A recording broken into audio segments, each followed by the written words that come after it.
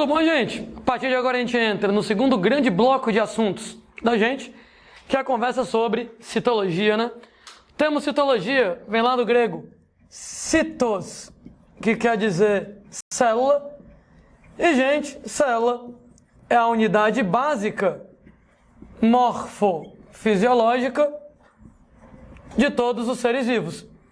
Quando a gente fala em morfofisiológica, ora, moçada, morfo em forma, físio em função de todos os seres vivos. Todos os seres vivos são formados por células, né? O problema lá dos vírus, né, que a gente não sabe muito bem se são vivos ou não, mas de qualquer maneira, tá aí como a célula funciona.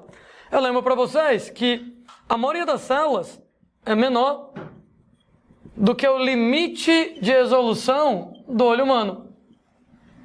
Quando a gente fala, moçada, em limite de resolução do olho humano, isso quer dizer a menor estrutura que o olho humano consegue enxergar sem a ajuda de lupas, microscópios ou coisas do gênero, né? Quem seria esse limite de resolução do olho humano?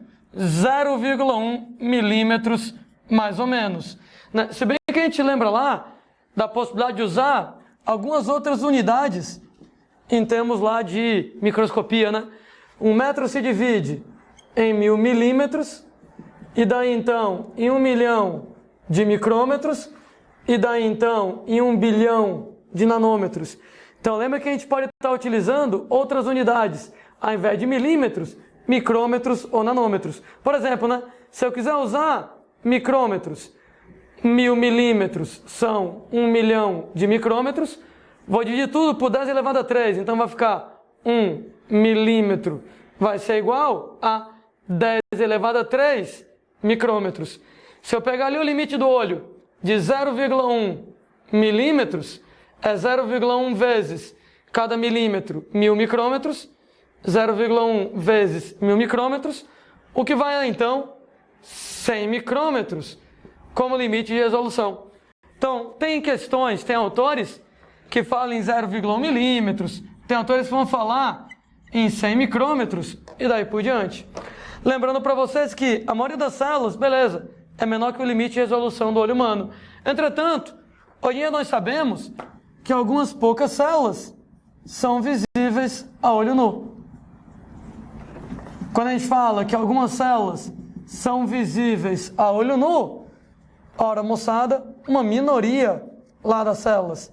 Quando a gente fala em uma minoria das células, alguns importantes exemplos. O óvulo humano. Gente, o óvulo humano, ele é a maior célula do corpo humano em volume.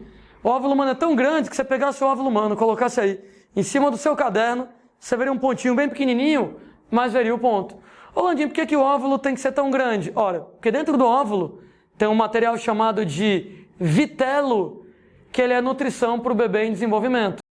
Então tem que imaginar que o espermatozoide entra no óvulo, dentro do óvulo tem nutrientes para o bebê começar a se desenvolver, é tanto nutriente que o óvulo é tão grande que ele chega a ser visível a olho nu.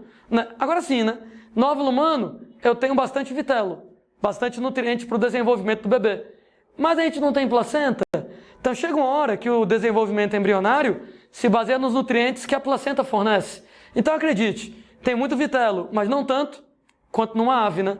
Afinal de contas, a ave não tem placenta, então dentro do óvulo da ave vai ter que ter todos os nutrientes para o filhotinho se desenvolver, até o pintinho nascer com pena, bico, pata, andando, piando e etc e tal. Tanto é que o óvulo das aves, ele vai ser muito maior que o óvulo humano. A gema do ovo é a maior célula conhecida. Ela é o óvulo da ave.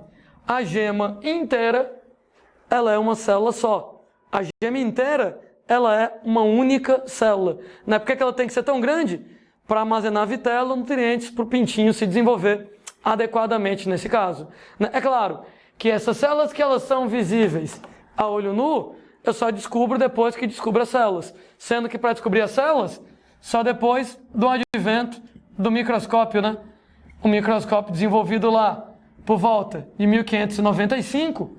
E, gente, a gente tem aqui por volta de 1660 a descoberta da célula e só depois eu percebo que algumas células são visíveis a olho nu.